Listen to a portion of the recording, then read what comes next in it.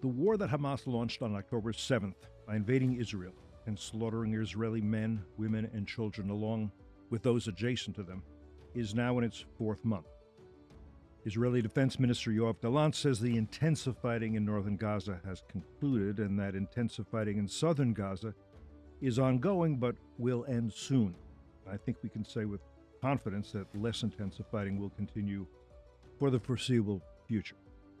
Israel also is under intermittent missile attack from Hezbollah in Lebanon, and a different kind of warfare is being waged against Israel by South Africa and others at the International Court of Justice in The Hague.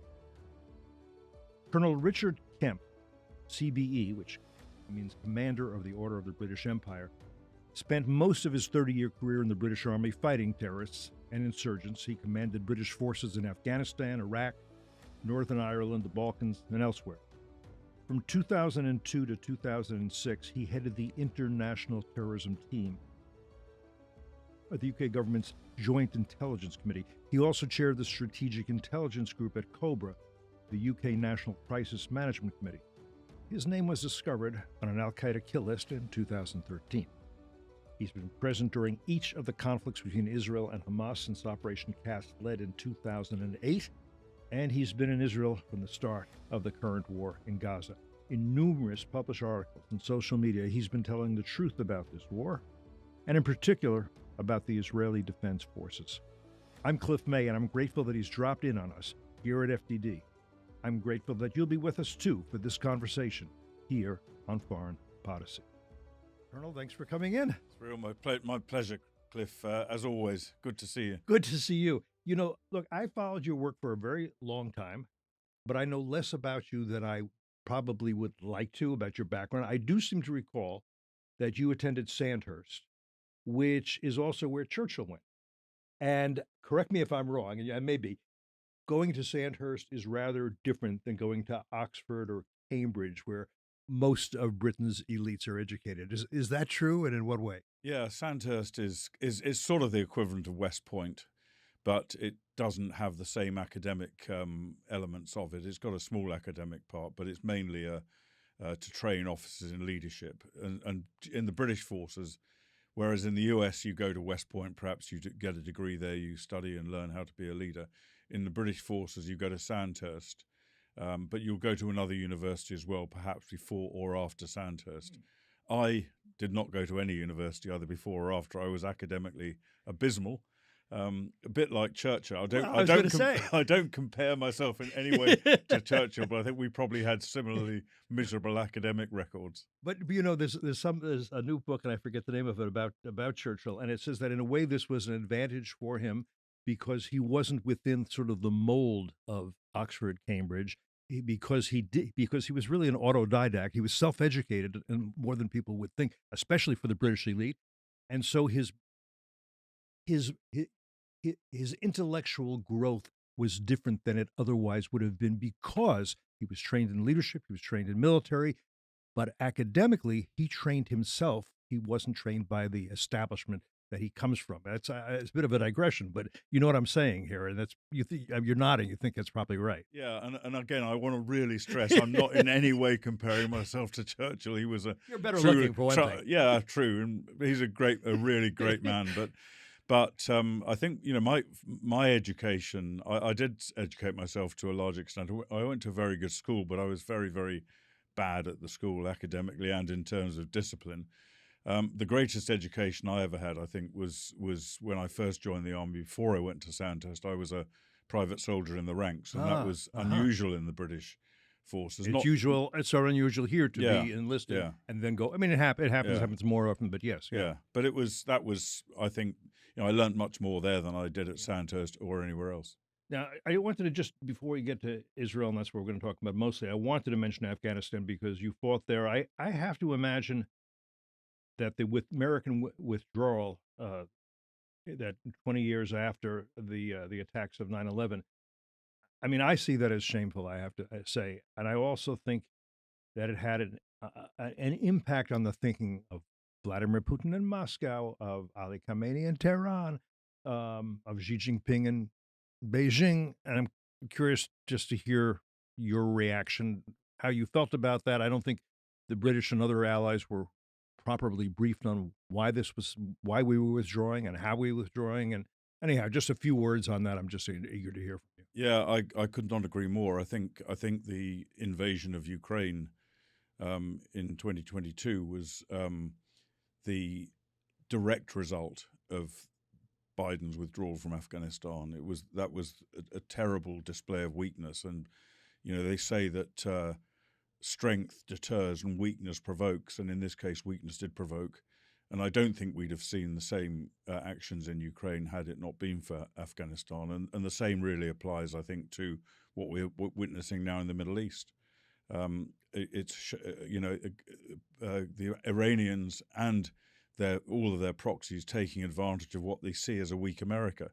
America, I think, has stood up much more strongly than perhaps people might have expected since the massacre on the 7th of October. But nevertheless, I think Afghanistan helped encourage it. And of course, you mentioned also China. Well, China is watching all of this. And so I think we better be sure to make sure that, particularly in the Middle East, I think that Israel gets the result it needs if we're not to provoke China.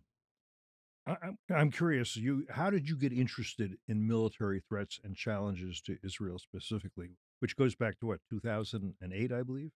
Yeah, I mean, I've always admired Israel. We studied in the British at Sandhurst, which we mentioned before. We studied the IDF and its battles extensively, very, very extensively, because we were preparing to defend against Russian armor in Europe at that time. And the Israelis were fighting Russian armor with armored warfare in the Middle East. So they were a great source of study. I studied them extensively. I admired Israel. I admired the IDF. And in the last few years of my service, when I worked for the Joint Intelligence Committee and COBRA, which you mentioned at the start, I worked very, very closely with Israeli intelligence and the IDF as well. We had a very close relationship in cooperating, dealing with international terrorism particularly. And I think my relationship with Israel developed from there. And back in 2009, I know you gave evidence to the UN Human Rights Council examining that Goldstone Report, which was a South African judge, Richard Goldstone, who had accused Israel of war crimes and possible crimes against humanity during the war in Gaza in 2008. Now, I think he retracted later on, but a lot of the damage was done. And in a way, it's a precursor because neither the UN nor South Africa seem to have learned anything or improved since that experience. Well, Goldstone and his report, and you're right to say that he retracted a lot of what he said, the worst accusations that he made. But he and his report and the United Nations Human Rights Council, all of these people have contributed to the situation we've got today in the Middle East. And, Hamas' primary strategy is to carry out attacks against Israel in order obviously they want to kill Jews, they want to kill as many as they can. But another primary objective is to get Israel to react, to get Israel to defend its people, which it has to do, knowing that in doing so, a lot of Palestinian civilians will die because that's the way Hamas fights, using human shields. And so every time there's a conflict in Gaza, it's happened repeatedly. 2008 was pretty much the first time a major conflict.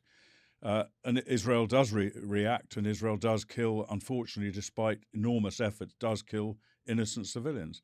And every time it happens, Israel's the one that gets condemned by the Human Rights Council, by other UN bodies, by universities, by human rights groups.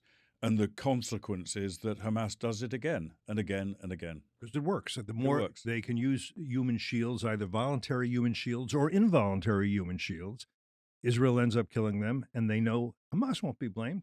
Yeah, South absolutely. Africans and the UN, they'll blame Israel. And so that gives them encouragement and really a very good logical reason to keep getting Palestinians killed for this cause. Absolutely. And South Africa is absolutely playing into the hands.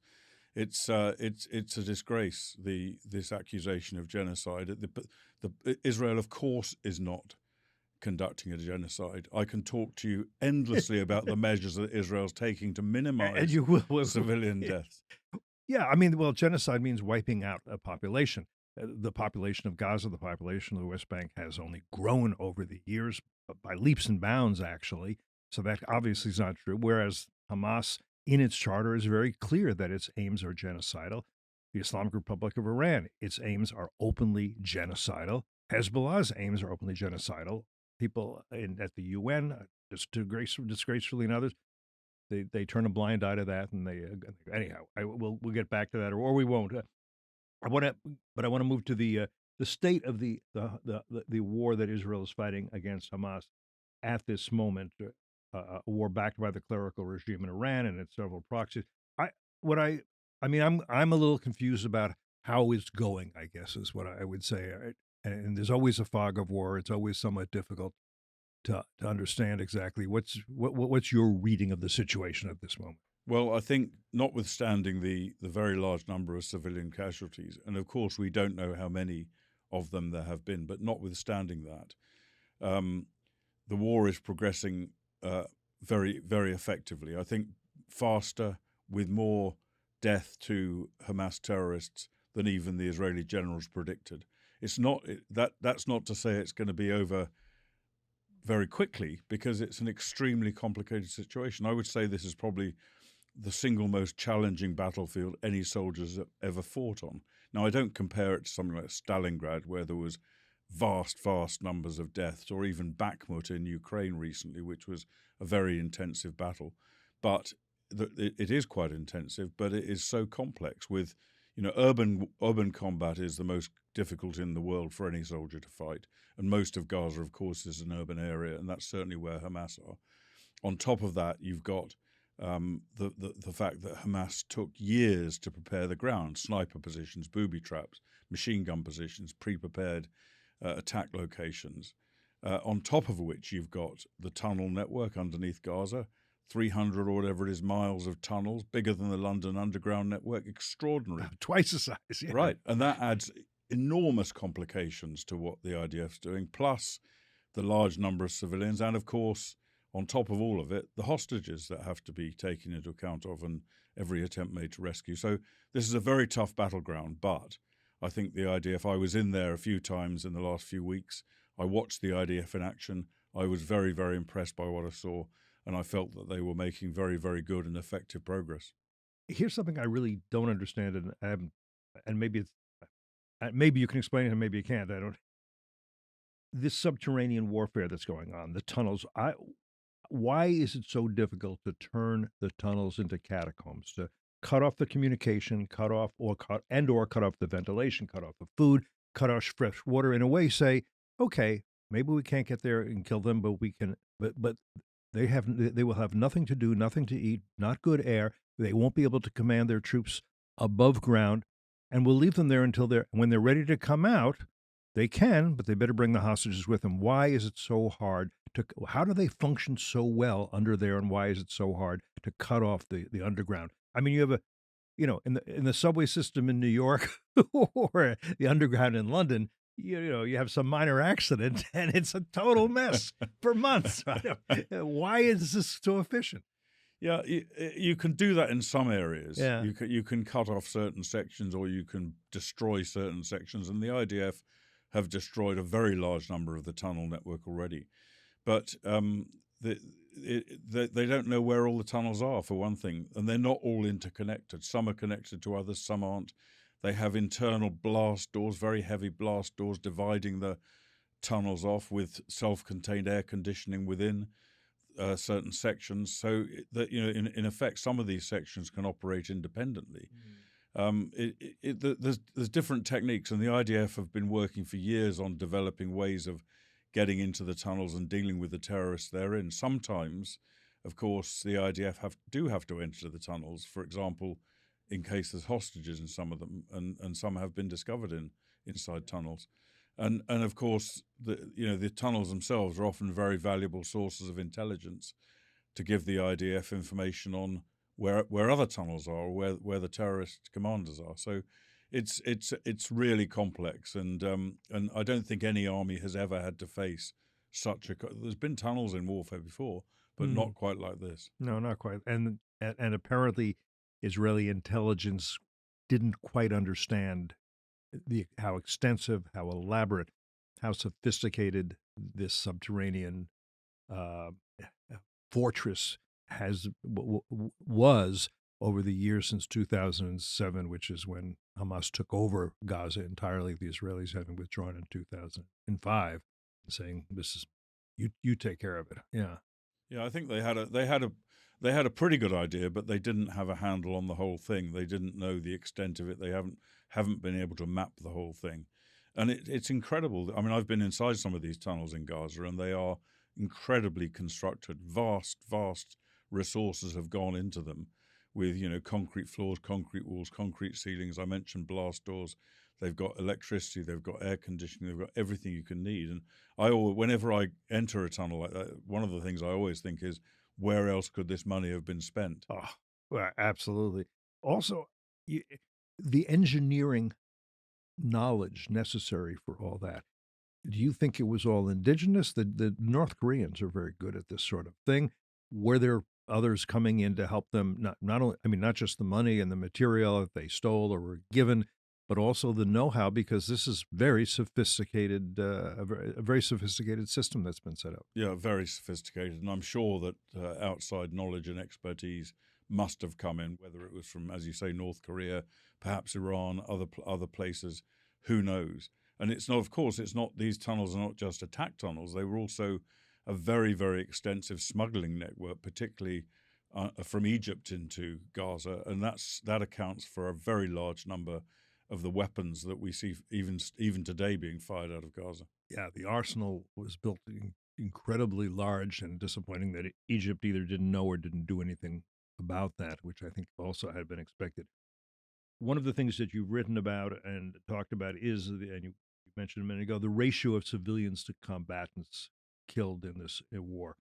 And from what I understand, mostly reading you, there's a couple other people who've been writing about this. The ratio has been about 2-to-1, which is, I think, tell me if I'm wrong, which is far fewer than proportion of civilians killed in war by probably any other nation at any time in history, take into account that Hamas rockets are falling short into Gaza and killing its people. So, I mean, I think the UN says global civilian to combat death is 9-to-1.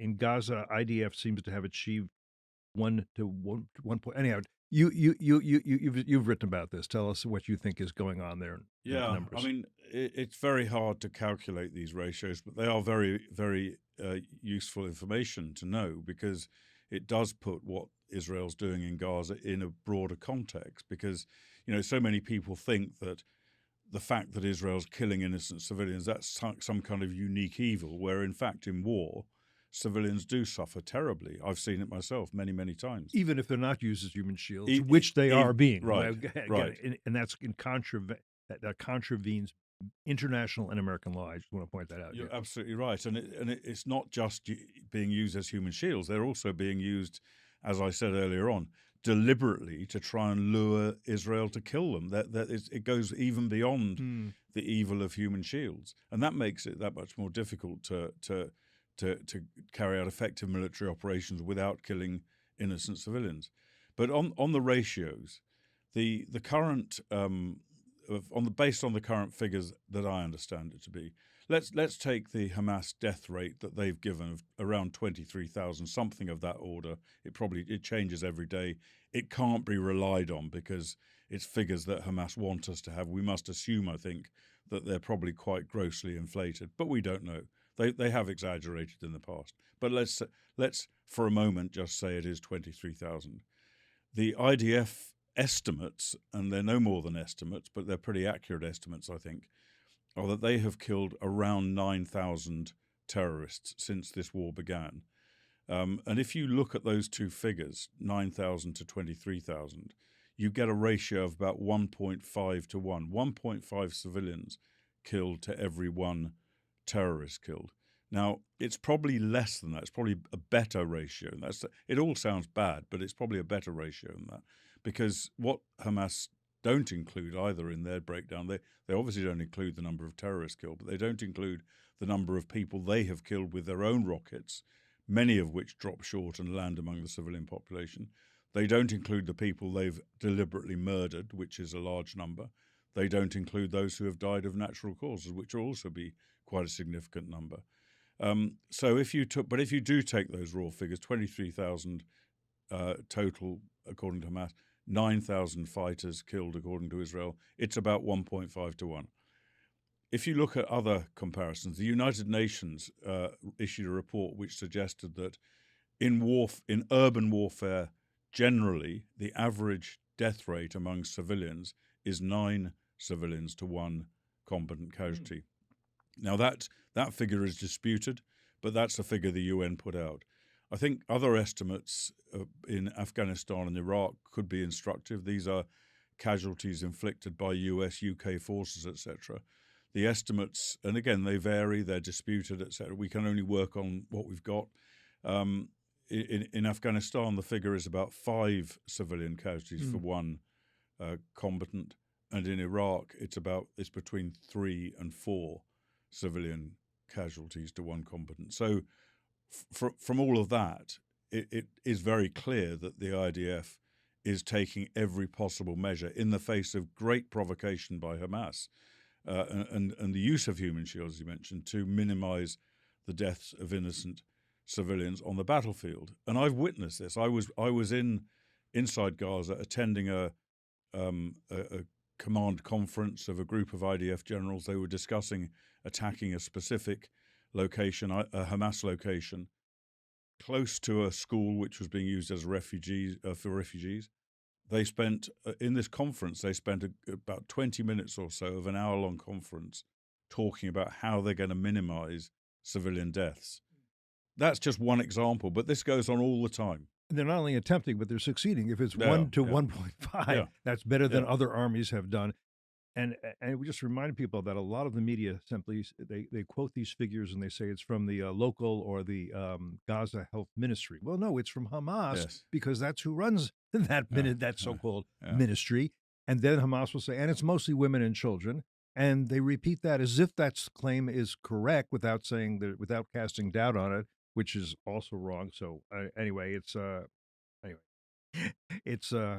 it's important that you bring that out, and I wish more of the media were being honest about this and being thorough about it. I know in recent days you've been briefing defense attachés, I believe, and holding bilateral meetings at the UN in New York. I'm curious to know how did that go? Just whatever you can tell us about that. Yeah, I mean, I briefed quite a large group of defense attachés from different countries in the UN. I think it was 2-3 days ago. And military people, these are all military, obviously.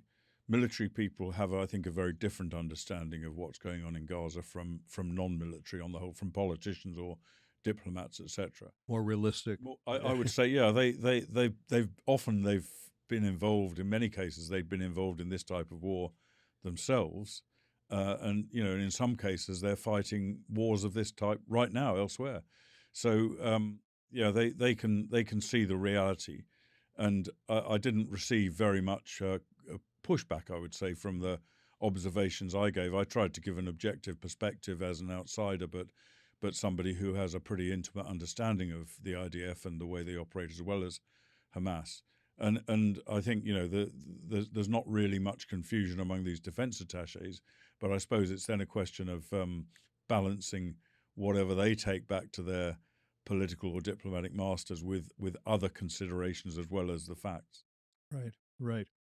Did you get up to the north of Israel much, where Hezbollah has been intermittently rocketing and forced the evacuation of up to 100,000 people, Israelis, from their homes, from their farms, from their communities up there?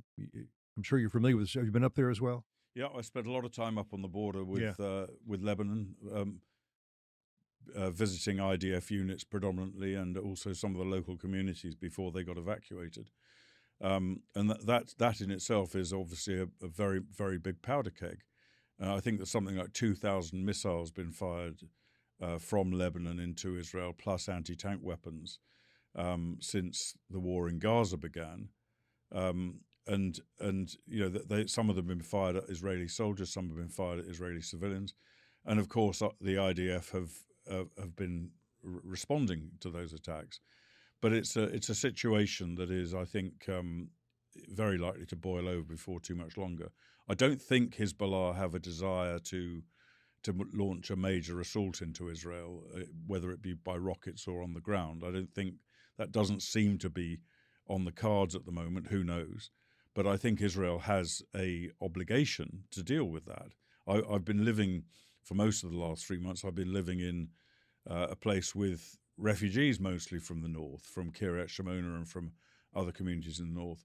The thing that terrifies them above all is the idea of a 7th of October in the north. The rockets are one thing, bad enough. They're used to that to an extent. But a cross-border attack like the 7th of October is something that they fear immensely and are very reluctant to go home until that is dealt with. So I think if diplomatic pressure doesn't succeed in pushing Hezbollah to the north, then there's got to be a war there. And how do you judge Israeli capabilities in such a war, given the fact that the Gaza war is likely to be ongoing at that time? That's a two-front war. And Hezbollah is better armed than Hamas, even though we know that Hamas was better armed than most understood. Yeah, and Hezbollah is I think significantly bigger, significantly better armed, with a lot of precision-guided missiles as well, which Hamas lacked. But I think the reality is that Israel will wait until Gaza has been stabilized to an extent. The war's not going to end there immediately, but it will, as we discussed previously, it will wind down to an extent, perhaps in the coming weeks. Once an equilibrium's been reached there, I think the IDF will be ready anyway, even if they don't do it, be ready to launch a major offensive against Hezbollah in the north. Now, none of us know whether that will happen or not, but I think they're able to. And in fact, even now, if Hezbollah did decide to launch a serious attack against Israel, then the IDF would be willing to, and ready to respond, even with a major operation going on inside Gaza. And in fact, they've been standing down reservists from Gaza and from the north to rest them in order to develop the capability and prepare for major combat operations in Lebanon. But it's hard to imagine that such a war would not be a pretty destructive war on both sides of the border if that actually happens. I mean, some missiles from Hezbollah would get through, and maybe some precision-guided missiles, and hit some very, strategic targets, I have to imagine.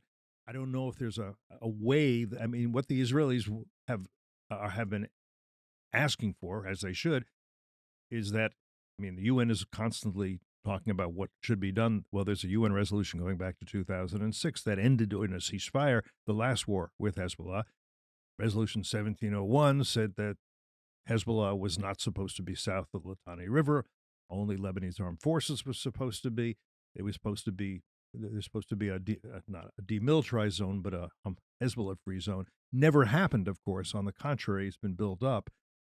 Now, all it would take is for Hezbollah to say, "Okay, well, we'll do as 1701 demanded. We'll actually abide by what the UN did." And I don't see the UN Gutierrez Antonio saying that this must be done. That he's shaking his finger at Israel. But that would stop a war. But again, I don't see the UN or the so-called international community, I've got to hate that phrase, demanding that a UN resolution that was agreed to by Hezbollah be carried out. I agree with you, and that's something. This is one occasion when the as you call it international community, which I hate also, could actually physically stop a war. The UN could actually do what it's supposed to do and stop a war.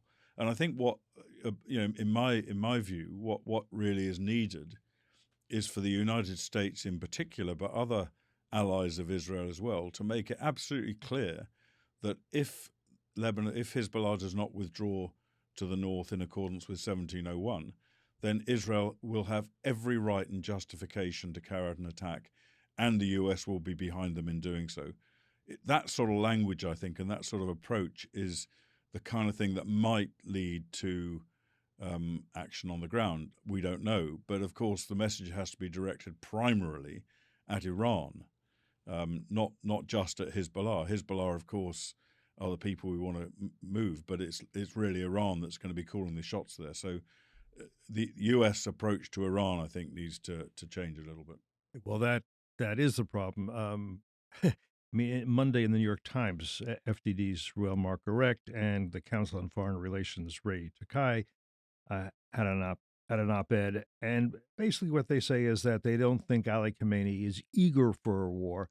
On the other hand, I think it's only fair to say he has been less risk averse than has the U.S. The U.S. keeps saying we don't want a war, we don't want to expand the war, and they keep saying, okay, well then what else will you do for us, or what else can we get away with, right? They'd rather use their proxies for this. I think part of their calculation with Hezbollah is that's their most important proxy, their most important foreign legion. They don't want to waste it, and they could lose it.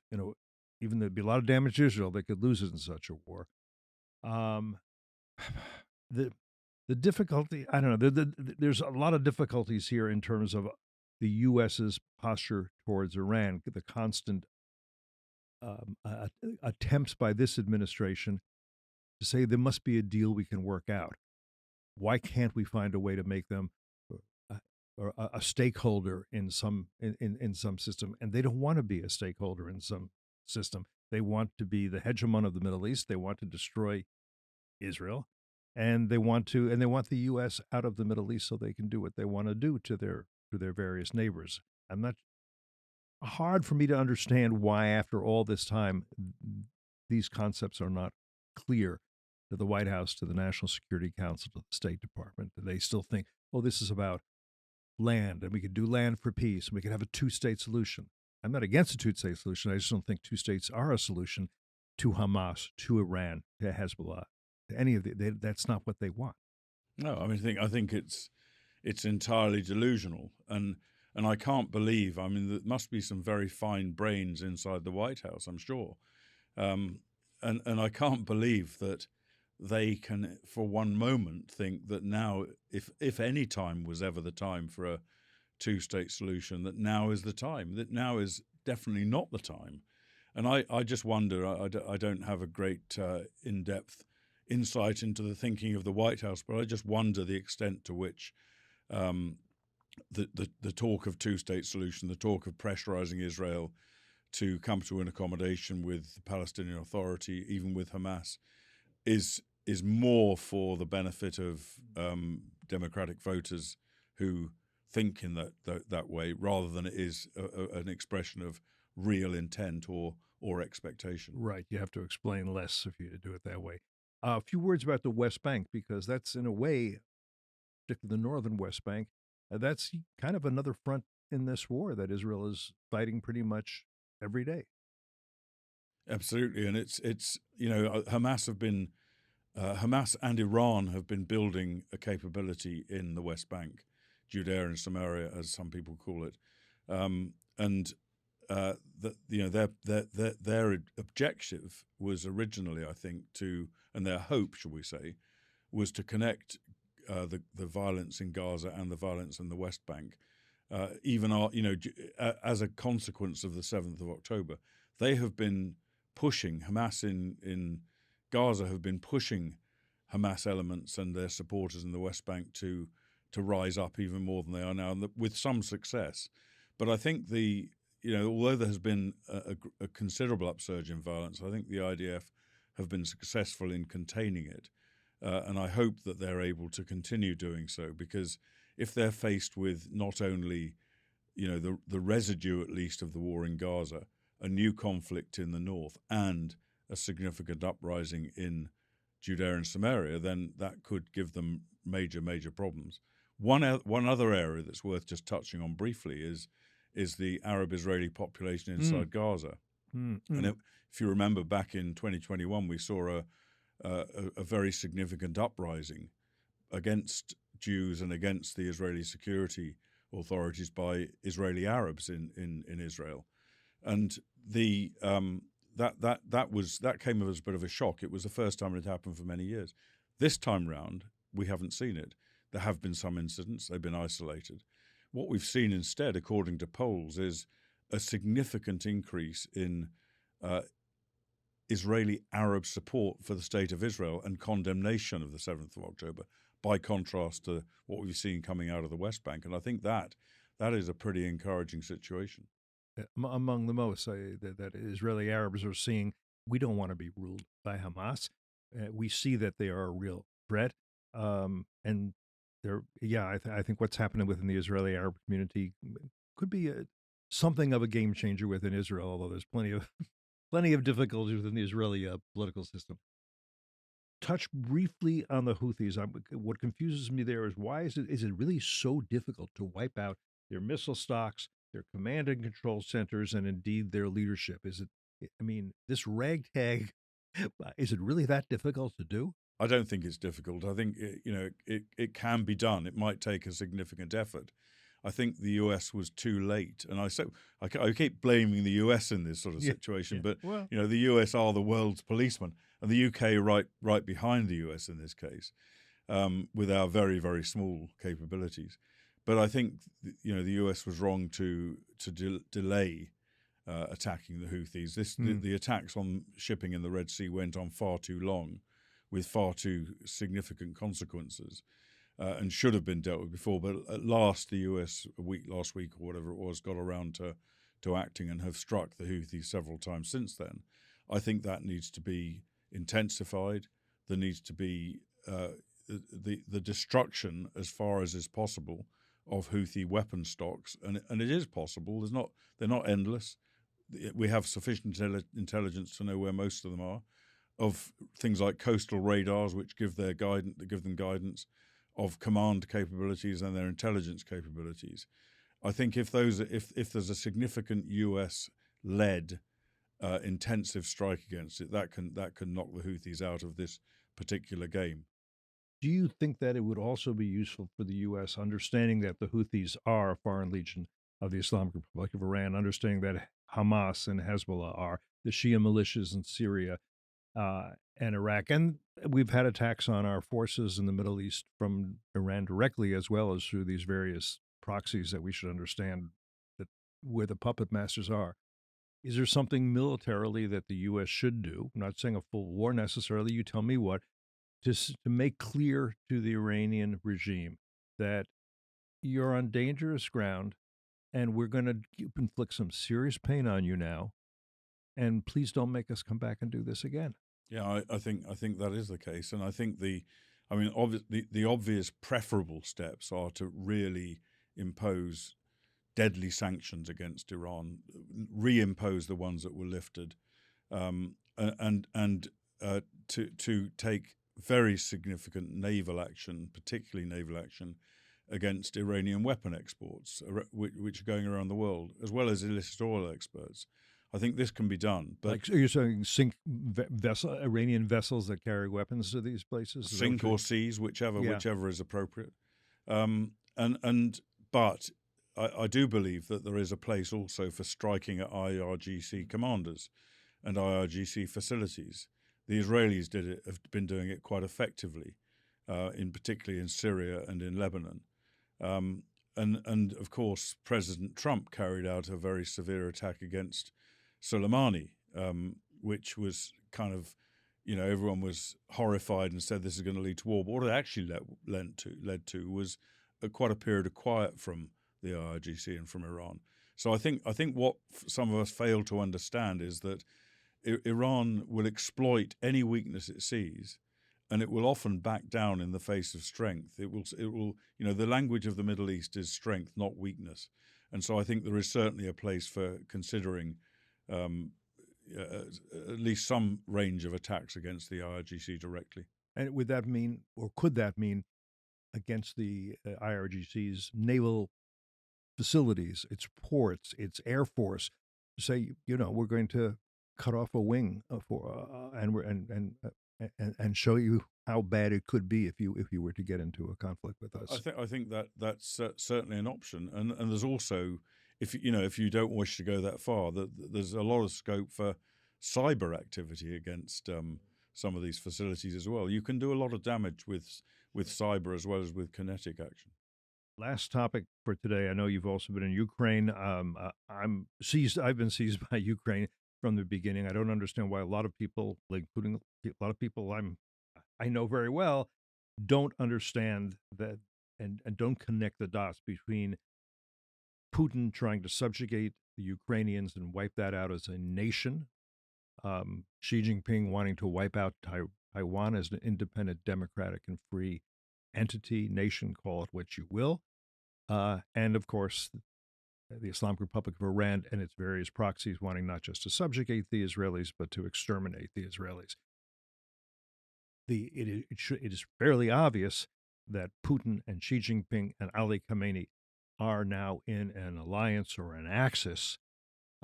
Just talk a little bit about what, and I think Ukraine is Zelensky and the fight against the Russians. How should you tell me? It's a tough fight, right? It's an incredibly tough fight right now. One thing we shouldn't forget, of course, is that Iran is one of the, if not the main weapons supplier to Russia right now, supplying drones. And I was in Ukraine just before the war in Israel began, and I was being attacked by drones from Iran, supplied by Iran and fired by Russia. And then I went to Israel and I was attacked by rockets supplied by Iran and fired by Hamas. So I think maybe they've got something against me. But that that's part of this whole axis, I think.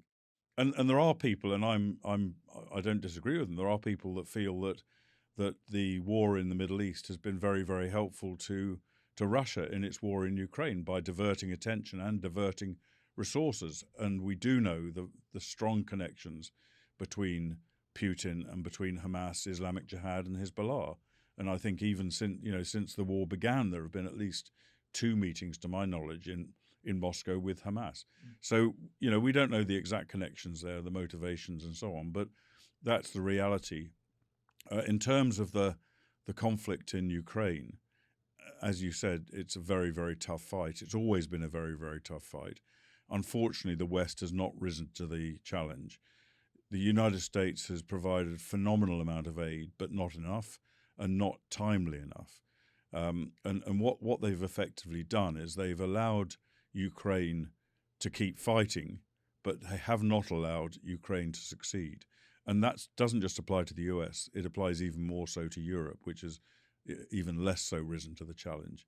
So I think that the outcome of all this is likely to be a defeat for Ukraine. Really? And by defeat, I don't necessarily mean that Russia's going to occupy the whole country, but I think Russia's on the offensive right now. Even in the height of winter, Russia is taking significant amounts of ground as we speak in Ukraine.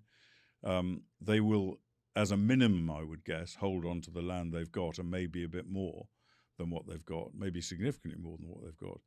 And that will be the end of it for Ukraine. There will be some. I'm sure there will be some kind of ceasefire agreement, whether it's a formal agreement or just a freezing of the conflict. And I think that the United States will probably try and push that onto Ukraine before the next election, before the presidential election, so that President Biden can claim that he was a peacemaker in Europe. I suspect Putin might possibly come on board with that. We don't know for sure, because I don't think he necessarily knows what's going to happen. Well, none of us know what's going to happen after the next election. But he might not feel that if President Trump's in the White House, he's in such an advantageous position.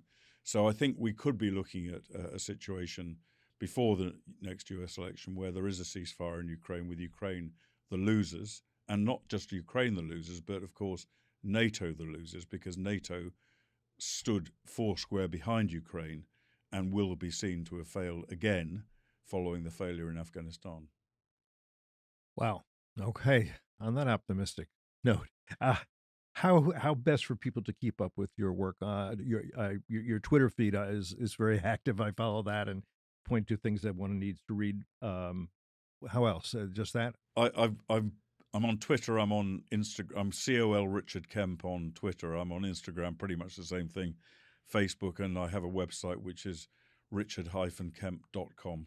So if anyone is having difficulty getting to sleep at night, you can read my articles on that website. I think I need a lot of Ambien after reading some of that, but you're telling us truth. Listen, Colonel Kemp, thank you for the work you do and have been doing. Thank you for your service now and in the past, and it's just it's a great pleasure and very edifying to talk to you and to get to see you. So thank you again. Thanks, Cliff. It's been a pleasure as well. And thanks to all of you who have been with us for this conversation here today on Foreign Policy.